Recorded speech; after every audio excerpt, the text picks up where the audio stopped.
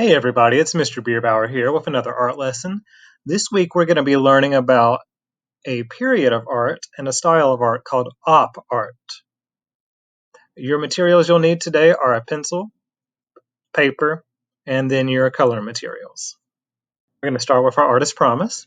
As artists, we will always try our best, respect ourselves, our friends, and our artwork, take responsibility, imagine new things, support each other, and take time to clean up. Our I can statement today is I can create an op art drawing that creates an illusion of a 3D effect. We're going to be working on this today and next week because it's going to be a project that's going to take us a little while. So op art basically means optical illusion art. So what is an optical illusion? Now, even if you don't think you know what one is, you have probably at least seen one before. Basically, an optical illusion is a picture or something else that uses color, light, and or patterns to trick our eyes and our brains. And just as a warning, guys, optical illusions can be confusing. Sometimes they can be hard to look at. Sometimes you might feel like you're getting a headache. So if you ever need a brain break, feel free to either just look away or close your eyes for just a moment and clear your head and then get back into the art lesson. Let's take a look at this picture. So it's basically just a black background with a lot of vertical and horizontal lines, and then there are, looks like octagons, some sort of dots right at where all of those lines cross each other. And take a look and see if you see something that's weird going on just as you look at this picture. Now, if you notice, if you look at them one at a time, each of those dots there is a white dot. But whenever your eyes look away from them, they kind of look either like they turn gray or like they have like a white outline with a black circle in the middle. And that's just an optical illusion. They don't actually change color. This is just a flat picture, doesn't change color, but it looks like they are because of how the lines and the colors interact with each other. All right, we're going to take a look at some more. All right, this one messes with my head a lot. It's a flat picture, but sometimes it looks like there's a tunnel going through back behind my computer. And then sometimes that tunnel looks like it reverses and is almost like a hill or something coming towards me. And again, when you have the black and the white together, when you have these shapes together, they can really trick your eyes and your brain. All right, let's see another one. Okay, this one, I like looking at it, but it's hard to look at too. Basically, whenever you look at part of it, to me, it seems like the rest of it is moving in different directions. Again, it's just a still picture, but your eyes and your brain make you feel like it's moving. Same thing with this one. All these lines, it's just diagonal lines going back and forth. But as you look at it, especially if you stare at it, to me, it almost looks like the lines are actually moving back and forth and a little bit like they're changing colors too. All right, this one's a little bit easier to look at. It's not quite as confusing, but the artist did a good job making it look like it's like almost like slow waves moving around. Again, it's just a flat picture, but the way that they did that with the lines, with the curves, makes it look like waves. And we're going to be using a similar approach when we're doing our hands. Okay, so those are all optical illusions. So what is op art? Basically, it's a style of art that uses optical illusions. It was really popular in the 1960s, and it's still pretty popular now. I don't know who did this one, but it looks like it's a hole going into the paper. The next couple slides I'm going to show you are going to be famous op artists, and then we're going to get on to our demonstration. So, Bridget Riley was one of the most famous op artists. This is Fall by her, 1963. And you can see, again, these are just continuous lines, but as you look at them, it makes it look like the curves are going back and forth. Definitely looks like it's 3D, looks like it's moving to me. Here's another of hers from 1964 called Blaze 4. And this is another one where, to me, it looks like it's a tunnel. But it also looks like it's moving as well. See, if you stare at it enough, that one doesn't seem to flip, but it definitely looks like it moves. All right, here's Victor Pisarelli. This is Vega 222, and he did this in 1969, 1970. And his uses color, but also it's got that same effect. And that first slide on the very first page was also another of his. So it looks almost like it's a ball sticking up out of the paper. Okay, so maybe take a minute, blink your eyes a little, get your vision back to normal, and then we're going to look at our examples. I will show you all the demo in just a minute, but here's just a quick rundown. Basically, our op art hands, you can see, you start with tracing your hand and your wrist in pencil on your paper. And the first one I did, the one with the red and the yellow, I think turned out a little better. I didn't have a lot of empty space up at the top, so maybe make sure you take your hand up closer to the top of the paper. And then we're going to be drawing basically horizontal lines across the paper, but as you get to the wrists or the fingers, they're going to curve up and go across to create that sense of space, of like you can reach down and touch the individual fingers. And then you want to make sure you have a pattern of colors. It could be solid bands like the red and the white and yellow, or the other one with the black and the red and the green. It could just be lines, but as long as you have a pattern going on, I wouldn't do more than 2 or 3 colors because, like I said, you may get a little bit of a headache while you're working on this. But I think you guys are going to really enjoy this one. I'm going to point out right now, and you'll see in the video on the red, on the one with the stripes, there is a place where I messed up because I was getting ahead of myself. And see if you can spot it now. Otherwise, you'll see it when we get to it in the video. All right, thanks, and I hope you enjoy this drawing. All right, everybody, ready to show you how to do this op art hand. Remember, op art is going to be optical illusions. So we're going to make this hand, it's going to be a flat drawing, but it's going to look 3D or 3-dimensional.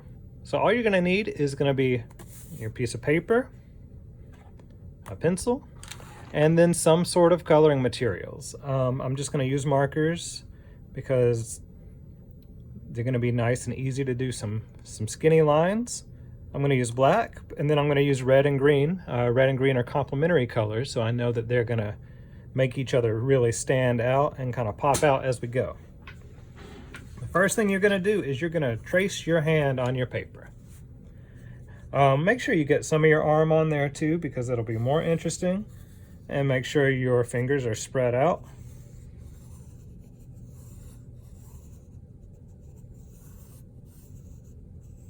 So just get that traced on here. All right, that's pretty good. Don't worry too much if it's a little bumpy or anything, because you're not going to see most of this because you're going to be using your markers, and it's going to cover up most of the area. Now, the first thing I need to tell you is we are not going to outline this hand. The outline of it is going to kind of disappear as we're working. The next thing I'm going to do is I want to start with a pattern here. So I'm going to go, it's a red, or how about, let's start black, red, green. So I'm going to start out with just lines going across my paper. We want to keep them pretty close together. They're going to be horizontal until they get to your hand.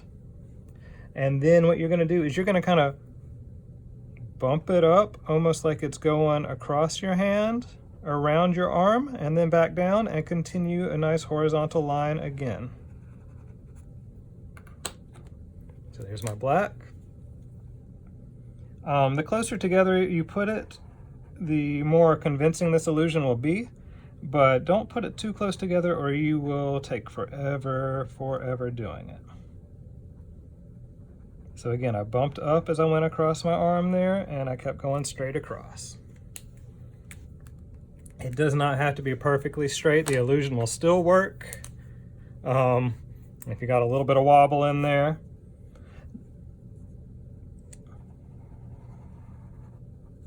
And after I'm done, I could just leave these lines, or depending on how I feel, I might decide to color in between. Probably just going to leave these lines because this will take a long time. But as you go, remember again, you are going straight across, then you're bumping up and kind of curving around your arm, and then continuing straight across. And as you can see, I'm trying to keep my pattern here. This is how it's going to go for a little while, but then once we get up to the fingers, it's going to get a little bit trickier.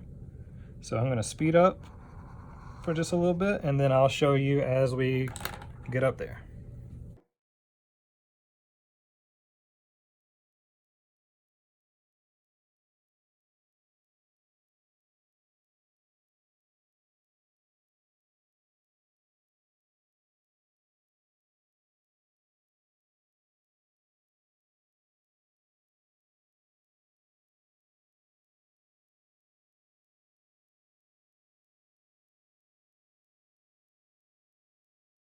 I'm getting up towards the fingers. First of all, I realize I'm kind of getting angled up on this side, so I'm trying to flatten it back a little bit here. All right, so this one is going to be the first one that's going to hit anything, I believe. So I'm going to make it go up, and it's going to kind of stop here. And then I'm going to have another kind of curve starting there on the finger, almost like I'm curving around both parts of it. And since this ended right here, I can actually outline just that little bit. Basically, you want to curve every time you're on your hand, whether it's the big part or whether I'm over here on my thumb. So we'll see it with the next one. Get this big curve going up and stopping. And then we're starting this curve here and continuing over. That time I'm just leaving a blank. All right, black. So I'm doing my big curve, stopping there.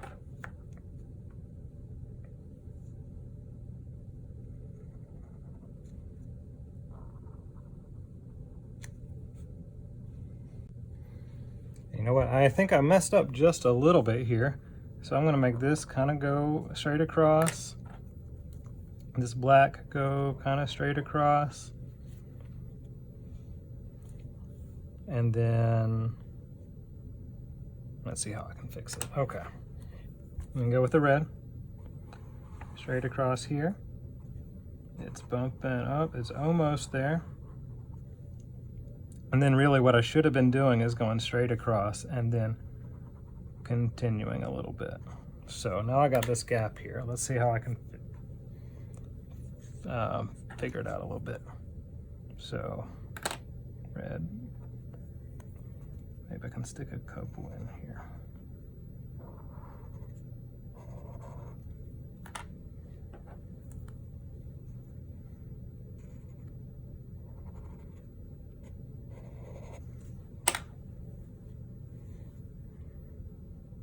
All right, well, that's not the best solution, but it works here.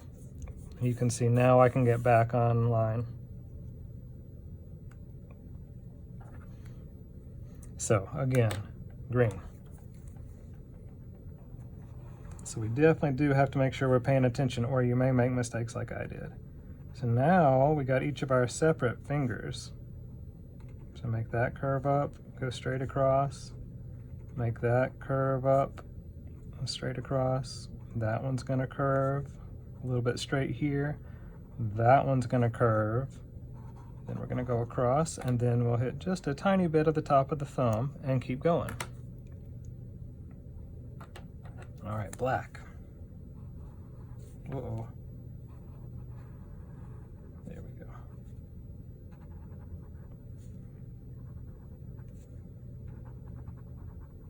So you may end up seeing that this side and this side don't stay perfectly straight across from each other as we get higher.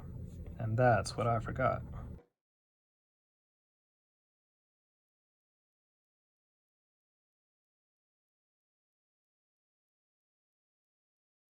Again, the closer you put these together, the better the illusion will be. You can see down here, it looked a little bit flat, but up here, now that I've fixed my pattern,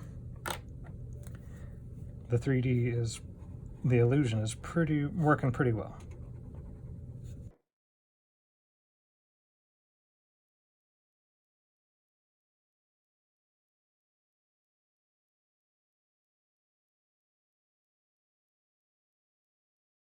It's about to start getting easier again because I'm almost done with my pinky here.